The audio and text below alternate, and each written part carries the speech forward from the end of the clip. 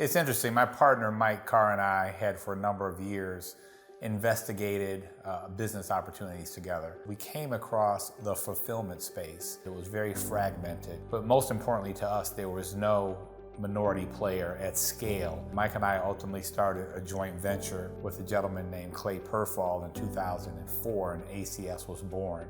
In 2005, we were awarded our first piece of business from General Motors, they being our longest standing and largest client still, and born out of that opportunity and that mindset was Archer Corporate Services. I get asked a lot about success and, why do you think that you're successful? First of all, let me say that success is relative. And so compared to those that I emulate and model my career after, I'm not successful yet. Perhaps I am on the path. If you were to measure success, one would measure based upon obviously business metrics, but perhaps awards. And we are very fortunate to have received from General Motors a Supplier of the Year Overdrive Award that's given to those that overachieve in specific circumstance. And we were called upon to leverage our supply chain experience and get involved in the ventilator production that General Motors signed up for. So we kitted and reassembled 33,000 ventilator parts, and we did that relatively flawlessly. We were partners with General Motors in that, and given the quality folks that they gave to us for this process, we were able to contribute, and they thought enough of us to provide us an award for that activity. And so, as you talk about success, I would put that key atop that. But in regards to why we are where we are today, I think number one, people. Number two, principle.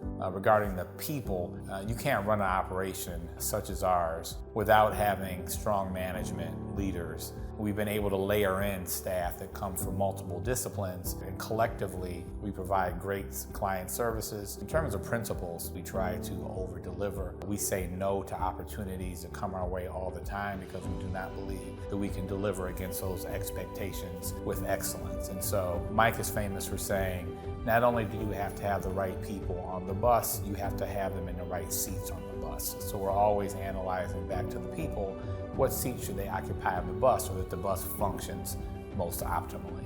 Out of law school, I worked for a firm, Graymark Realty Advisors, where a mentor then and still now, Charles Allen, and his partner, Hansel Minyard, would always say they believed in doing well while doing good. That was my first job out of school. It was with an African-American-owned real estate and municipal finance firm.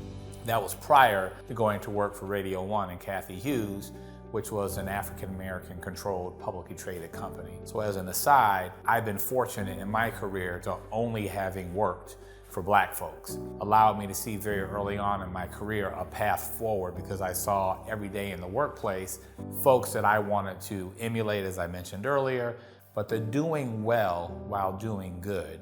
I've modeled that throughout my career. So because of the success that we've had at ACS and other ventures that we're invested in, we're able to give back to our community. Probably most passionate about the Jalen Rose Leadership Academy as we give back to inner city youth. All of our businesses support his school tremendously, as well as the Dennis W. Archer Foundation, which has given away over $2 million in scholarships to African-American kids from Detroit, and that's a foundation that my parents started. We also embrace any of the things that any of our staff members want to do in their particular communities as well. When you talk about community, this office in which we sit today is another byproduct. A group of African-American investors were able to acquire the building in which we sit in an historic African-American neighborhood called Paradise Valley in downtown Detroit. We were able to open up an Archer Corporate Service downtown headquarters that we own in an historic Black neighborhood. And we started a nonprofit conservancy for the neighborhood. So not only are we property owners, but we are responsible for the upkeep, the beautification, and the programming of 2 parks in the neighborhood and the surrounding areas. None of that could have been done without first the success of our businesses. As a Black business leader in Detroit, which is about an 80% African-American populated city, there's significant responsibility that comes with that. Most important, I think, is mentorship. Many African-American children in moderate to low income families, they don't have someone perhaps in their neighborhood to look to for guidance. They don't have the Charles Allen or the Kathy Hughes that I had to look to as someone whose career I could model mine after.